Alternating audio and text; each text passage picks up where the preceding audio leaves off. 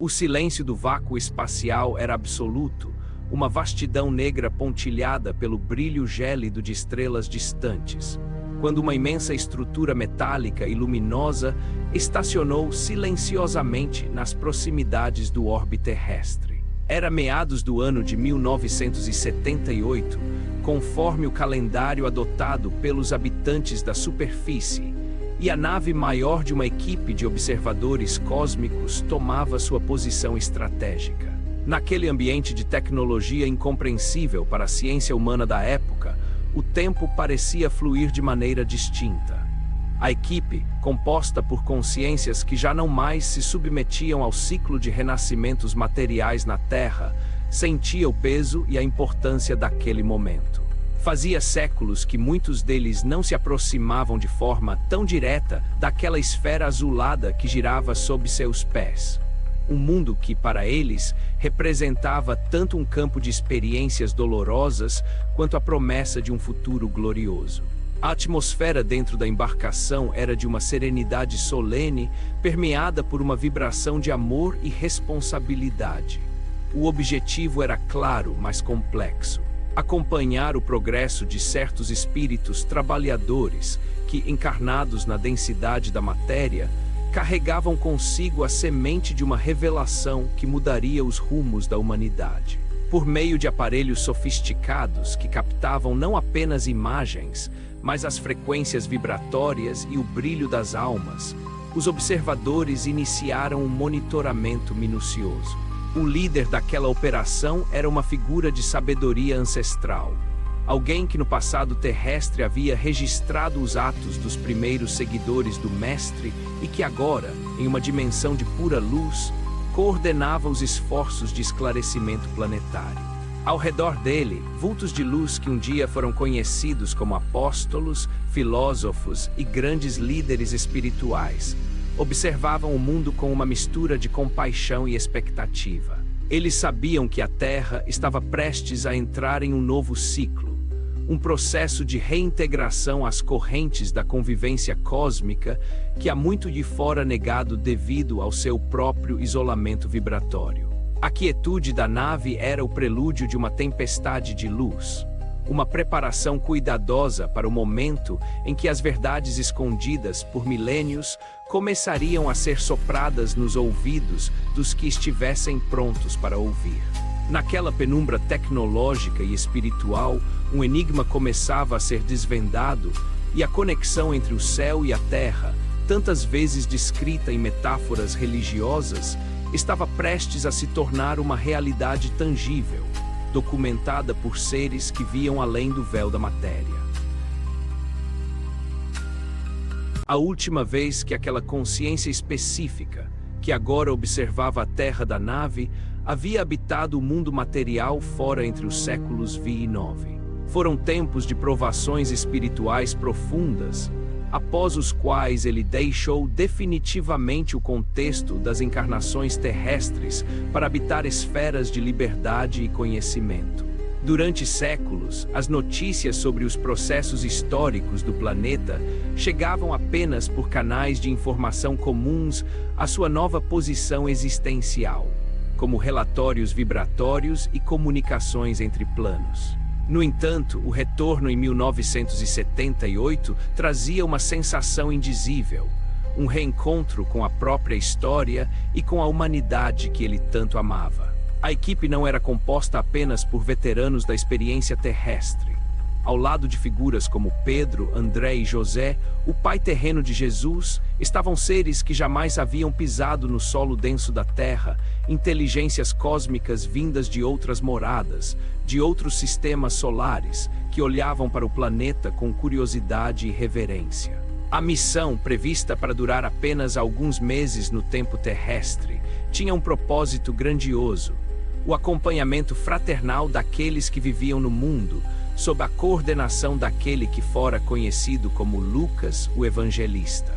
A tarefa era identificar e selecionar trabalhadores encarnados que pudessem servir como pontes, como instrumentos de comunicação para um programa geral de esclarecimento.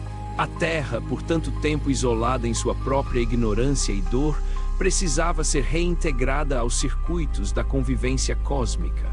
O contato direto e aberto ainda era desaconselhável.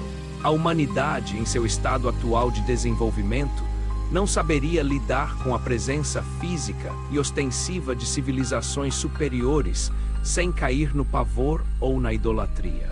Por isso, a estratégia era sutil.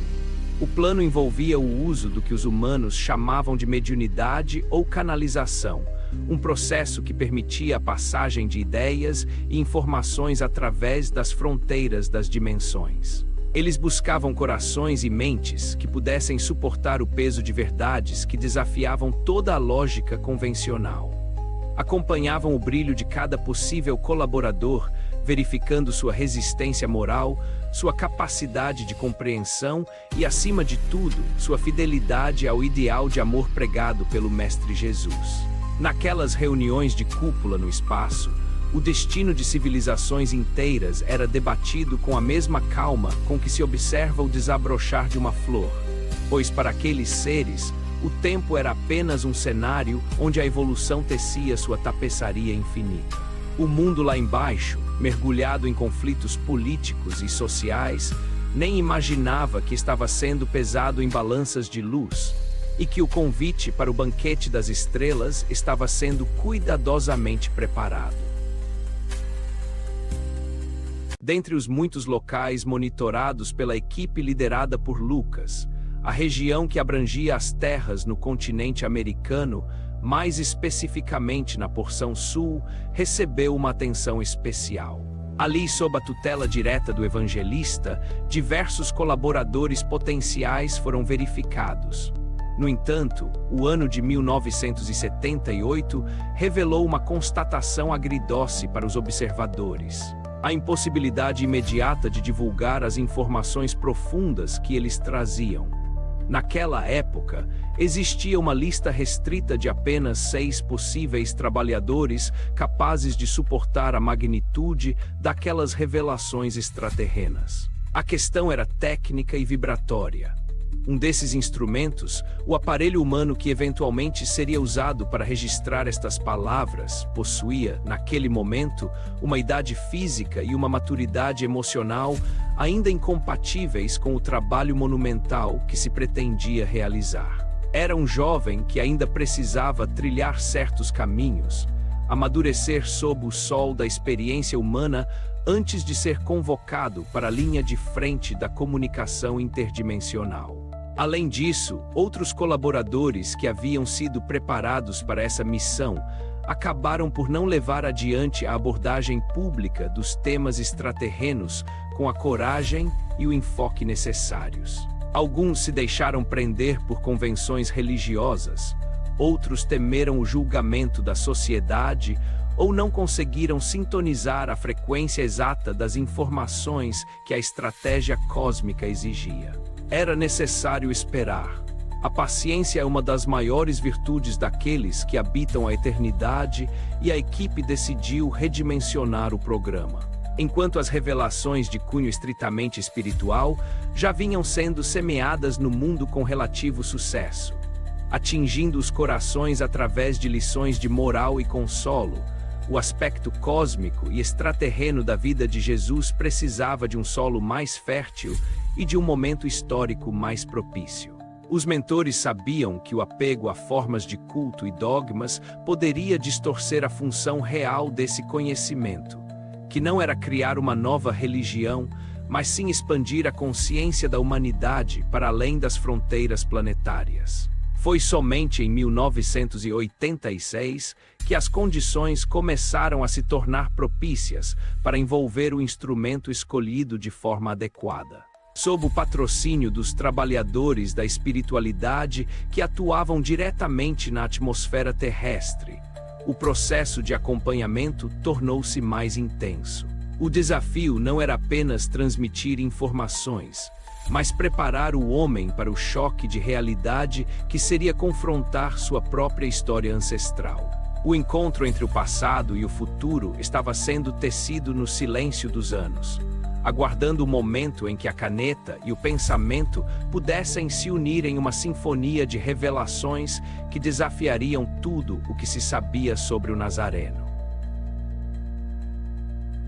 A decisão de envolver o instrumento humano de forma definitiva ocorreu apenas em meados de 1990, quando a equipe de observadores cósmicos retornou com o objetivo inadiável de iniciar o processo de escrita.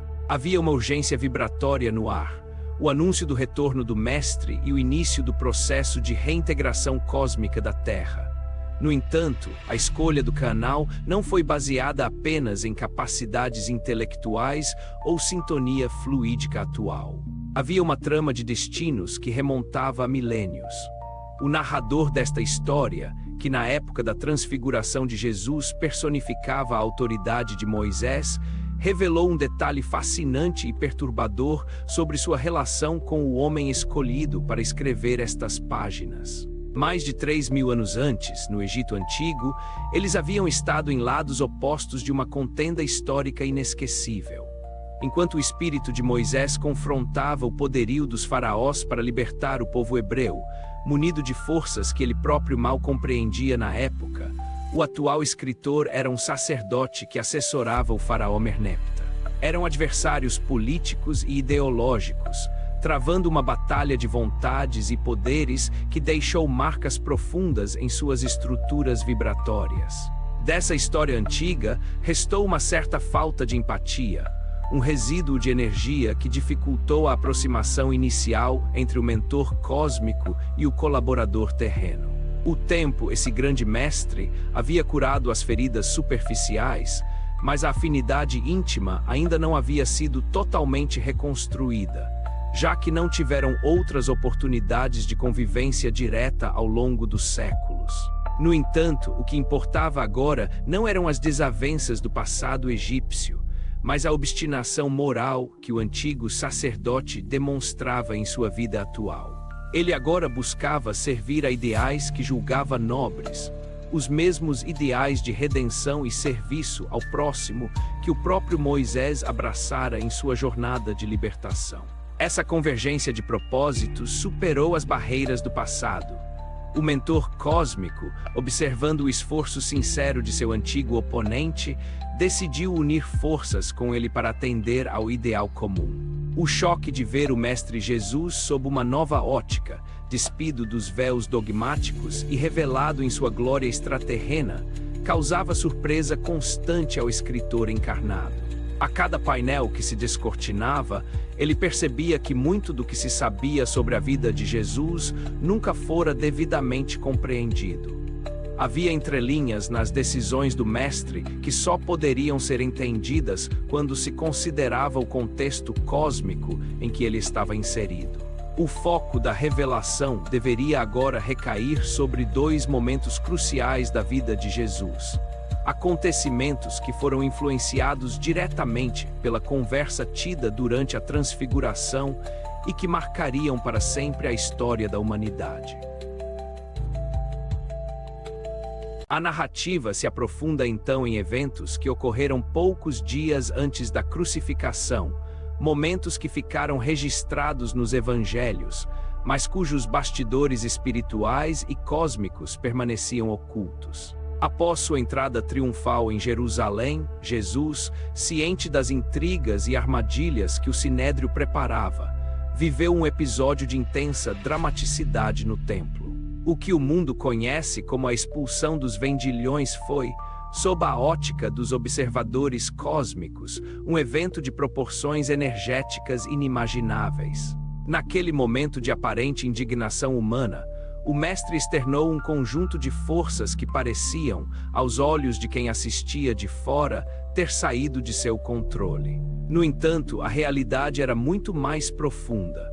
O potencial de vontade de um ser como Jesus é capaz de provocar o que a ótica comum chamaria de tempestades magnéticas, explosões energéticas e deslocamentos de ar maciços. Naquela tarde, o ambiente do templo foi abalado por uma vibração de tal ordem que a hipocrisia dos que ali estavam foi literalmente desmascarada de forma física. Ao efeito da vontade do Mestre, os pensamentos e sentimentos mais sombrios dos mercadores e sacerdotes se materializaram momentaneamente diante de todos. Espíritos perturbados, carregando chagas e deformidades que refletiam o estado interior daqueles homens, tornaram-se visíveis, provocando um estupor paralisante tanto nos vivos quanto naqueles que já haviam deixado o corpo físico. Ondas de choque violentas percorreram o ambiente, destruindo estruturas físicas e causando pânico entre animais de grande porte que eram negociados ou usados para transporte. O caos se instalou nos arredores do templo. A equipe de observadores, na época, acompanhou o fato com preocupação, temendo que a humanidade de Jesus tivesse sido sobrepujada por uma fragilidade momentânea diante da corrupção humana.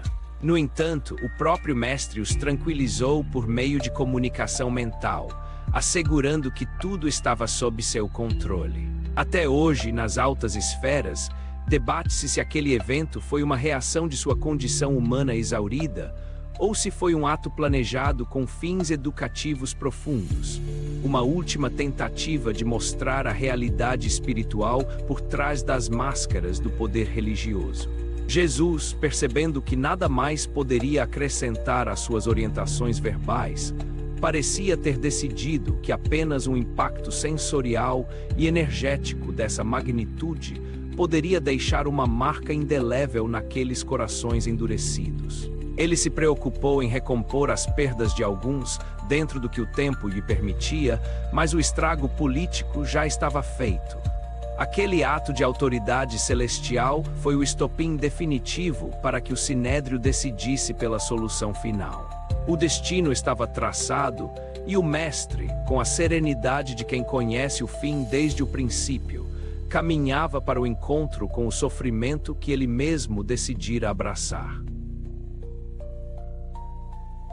A tensão narrativa se desloca então do barulho do templo para o silêncio agonizante do Jardim das Oliveiras. Ali, em um momento que desafia a compreensão de qualquer inteligência cósmica, o Mestre viu-se dominado por uma angústia suprema. Afastado de seus apóstolos, mergulhado em uma prece que transbordava para além dos limites do psiquismo humano, Jesus atingiu um nível de dor moral tão vasto que seu corpo biológico reagiu de forma extrema. Ele suou sangue. Para os observadores na nave, aquela era uma cena de uma incompatibilidade dolorosa. Eles viam a natureza divinizada de sua alma confrontando o impacto sensorial do terror que domina qualquer ser humano diante da morte iminente e violenta. O que fora discutido na Transfiguração, o alerta feito pela assessoria cósmica sobre a violência primitiva e bestial que ele teria de enfrentar, tornava-se agora uma realidade palpável. A questão era de ordem existencial, como uma vibração de amor puro se comportaria diante do ódio mais visceral. Quando a dor nos é infligida por estranhos, ela pode ser suportável, mas o que dizer de um ser que se sente o pai e o protetor de toda aquela humanidade, sendo torturado por seus próprios filhos? Jesus esforçava-se para que sua natureza celestial superasse os apelos de sua situação transitória. Ele possuía o poder de administrar qualquer dor por meio de sua excelsa vibração. Um simples desejo de sua vontade poderia anular o sofrimento, paralisar seus algozes ou transportá-lo para além daquele cenário de morte. Contudo, ele se obrigava a sofrer como homem.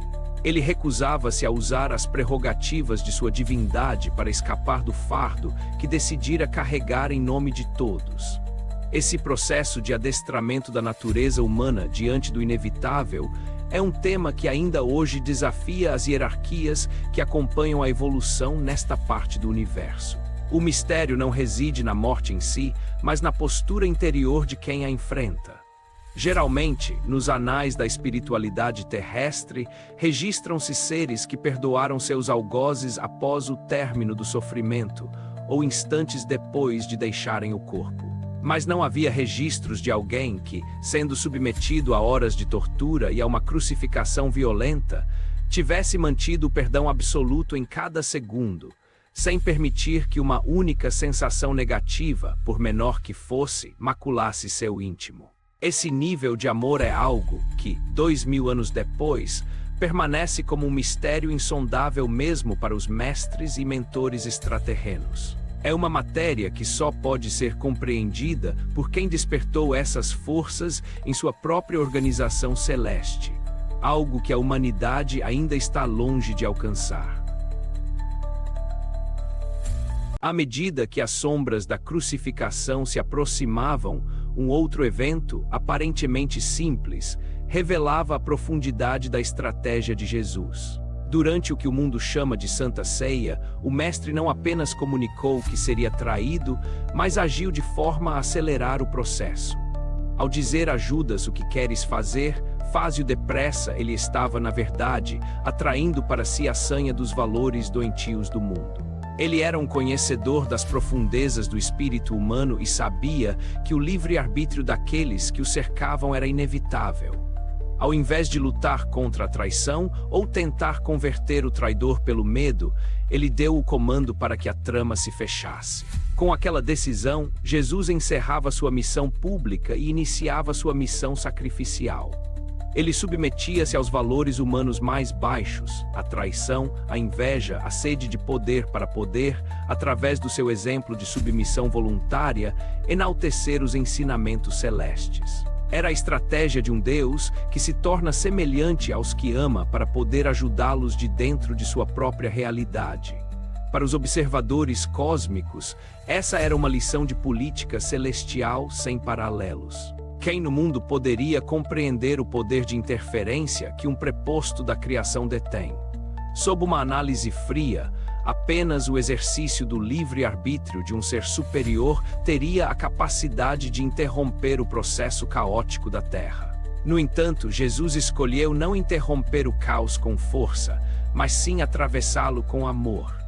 Ele deu seu testemunho como a única maneira de interferir no destino planetário sem violar as leis da evolução. Ele semeou a lei do amai-vos uns aos outros como a única política possível para a coexistência fraternal, sabendo que os frutos dessa semente demorariam milênios para amadurecer. A intensidade do momento da ceia era o prenúncio de uma transição de eras. Jesus estava selando um compromisso com o futuro, prometendo retornar quando o momento fosse propício para encaminhar a humanidade para um novo estágio. Essa promessa de volta não era uma figura de linguagem, mas um compromisso técnico de uma autoridade que voltaria para presidir o fechamento de um ciclo. O peso dessa responsabilidade vibrava em cada palavra dita na mesa, e enquanto os apóstolos se perdiam em dúvidas e temores, o Mestre já vislumbrava o dia, séculos à frente, em que o joio seria finalmente separado do trigo e a terra deixaria de ser um mundo isolado para reintegrar-se à família universal. O ponto culminante de toda essa trajetória não foi apenas a morte física, mas a revelação que se seguiu. A transfiguração, a crucificação, a ressurreição e a ascensão não foram eventos isolados, mas um encadeamento planejado por uma inteligência que operava muito além dos parâmetros terrestres. Para os seres que observavam tudo da nave em 1990, e para aqueles que testemunharam os fatos há 2000 anos, a ressurreição de Jesus foi o marco da vitória da vida sobre a matéria densa, uma demonstração tecnológica e espiritual de que a morte é uma ilusão. No entanto, o verdadeiro clímax reside na permanência do mistério do amor. 2000 anos depois, as inteligências extraterrenas ainda indagam sobre as potencialidades do amor de um ser que se divinizou por mérito próprio. Eles percebem que a Terra está chegando a um ponto de inflexão. O processo em que o planeta deixará de ser um mundo em quarentena espiritual está em curso. O retorno do Mestre, prometido e registrado de tantas formas nos Evangelhos, é a chave para a compreensão do presente e do futuro. Jesus voltará para coordenar pessoalmente os primeiros momentos de uma nova etapa evolutiva. Desta vez, o encontro não será entre um profeta e seu povo, mas entre as famílias planetárias. Aqueles que antes eram chamados de anjos do céu serão reconhecidos como irmãos de outras moradas cósmicas. Seres que, sob o comando de Jesus, estão prontos para ajudar a Terra em sua transição. A autoridade de Jesus é o elo que une todos os mestres e mentores que já passaram pelo mundo, todos abraçados ao objetivo da redenção coletiva. A transição não é apenas política ou social, é vibratória. O grande dia do Senhor, tão temido por alguns e esperado por outros, é o momento da grande reintegração. A humanidade será convidada a olhar para o céu não com medo do desconhecido, mas com o reconhecimento de quem finalmente volta para casa. Tudo o que aconteceu no passado, cada dor sentida no Jardim das Oliveiras e cada gota de sangue suada, foi um investimento para este momento. O Mestre agiu como um semeador paciente e agora a colheita se aproxima. O clímax da história humana não está em uma batalha final de armas, mas em um salto de consciência, onde o amor deixará de ser um ensinamento teórico para se tornar a lei fundamental da existência planetária. Logo após a revelação dessas verdades profundas, um sentimento de solene reflexão toma conta da narrativa. Os desdobramentos dos atos de Jesus ainda estão longe de serem finalizados. Vivemos hoje sob as ondas de choque daqueles eventos ocorridos milênios atrás. A consequência imediata da compreensão desse pano de fundo cósmico é a mudança de perspectiva sobre a própria vida na Terra. Se Jesus era, de fato, a expressão transitória de uma autoridade celeste, cada um de seus gestos ganha uma nova dimensão. A indignação no templo não foi um acesso de raiva, mas uma intervenção cirúrgica na energia densa do fanatismo. O suor de sangue não foi fraqueza, mas a superação extrema da biologia pela vontade espiritual. A consequência direta para o ouvinte ou para o leitor dessa história é o reconhecimento de que não estamos sós e que a história do mundo não é um acidente de percurso. Existe um plano, uma coordenação superior que, respeitando o livre-arbítrio, conduz a humanidade para a luz. O impacto dessa percepção é uma profunda sensação de responsabilidade. Se somos parte de um programa de reintegração cósmica, nossas escolhas diárias ganham um peso galáctico. O perdão que Jesus exemplificou na cruz torna-se o modelo não de uma santidade inalcançável, mas de uma necessidade evolutiva. A separação do joio e do trigo, mencionada com tanta frequência, começa a ser entendida como um processo natural de afinidade vibratória. Aqueles que não conseguirem sintonizar com a frequência do amor fraternal serão encaminhados para outros mundos, onde as lições primárias ainda são necessárias, não por castigo, mas por justiça e amor à evolução de todos. A Terra está sendo preparada para receber seus vizinhos cósmicos, e a primeira fase dessa preparação é a limpeza interior de cada ser humano. O silêncio que se segue a essa compreensão é o silêncio do amadurecimento. A humanidade, como um adolescente que começa a perceber a vastidão do mundo adulto, sente o frio na barriga diante do desconhecido, mas também a excitação de quem sabe que o tempo da infância espiritual está chegando ao fim. O legado de Jesus é a certeza de que o amor é a única tecnologia capaz de abrir os portais do universo.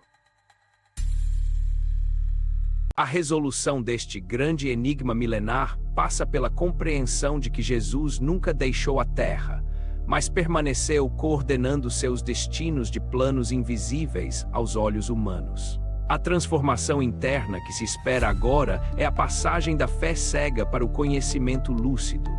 As consequências de 2000 anos de história cristã, com todos os seus acertos e desvios, estão sendo agora pesadas. A Igreja, as religiões e os sistemas de crenças serviram como invólucros necessários para proteger a semente do amor. Mas o momento exige que a semente rompa a casca e floresça. O aprendizado maior é que a autoridade de Jesus não se baseia no poder de mando, mas no mérito existencial. Ele é o modelo do que todos os seres humanos podem e devem se tornar. Consciências unificadas ao circuito amoroso do Pai Celestial. A resolução dos conflitos planetários não virá de decretos externos, mas da mudança na organização celeste de cada alma. O encontro entre os terráqueos e os extraterrestres é o evento final deste ciclo, uma resolução que colocará a Terra em seu devido lugar na hierarquia do cosmos. O ensinamento de Jesus sobre as muitas moradas na casa de meu Pai deixa de ser uma frase poética para se tornar um mapa astronômico e espiritual. A vida terrena, com suas dores e limitações, é vista agora como um estágio transitório, uma escola necessária para o despertar de poderes que ainda dormitam no íntimo de cada ser.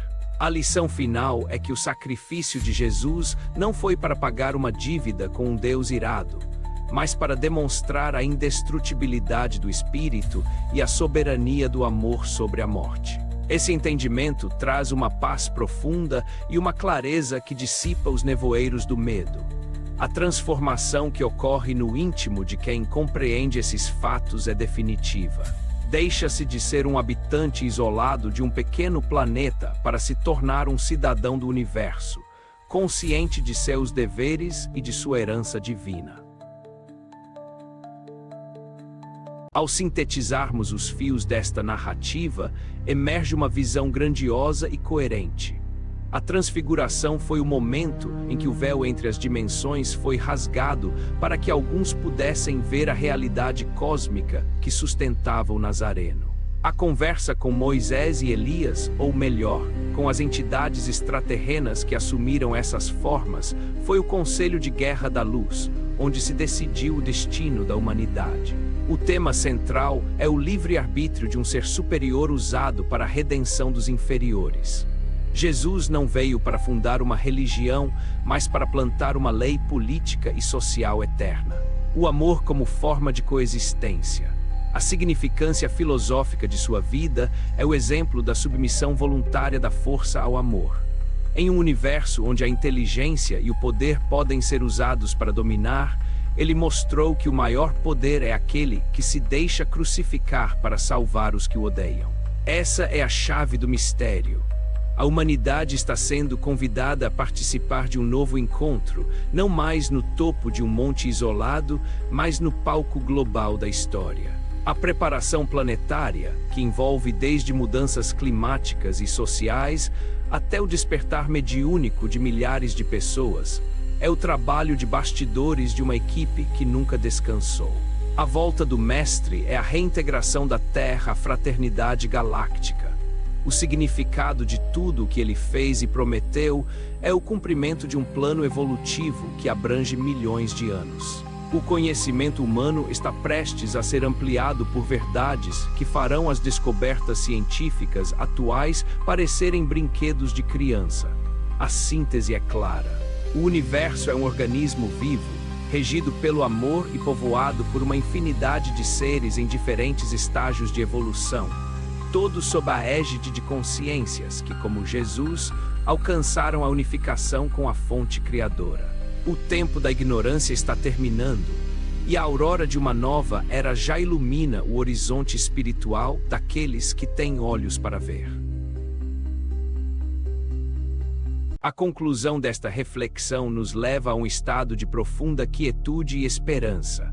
Há cerca de 2000 anos, personagens e testemunhas participaram de fatos que mudaram o curso do mundo. Hoje, somos novamente testemunhas e personagens de um novo conjunto de eventos promovidos pela vontade daquele que tudo coordena. O Mestre está entre nós, vindo de outras províncias do cosmos, pronto para envolver com sua ternura todos os que habitam este orbe.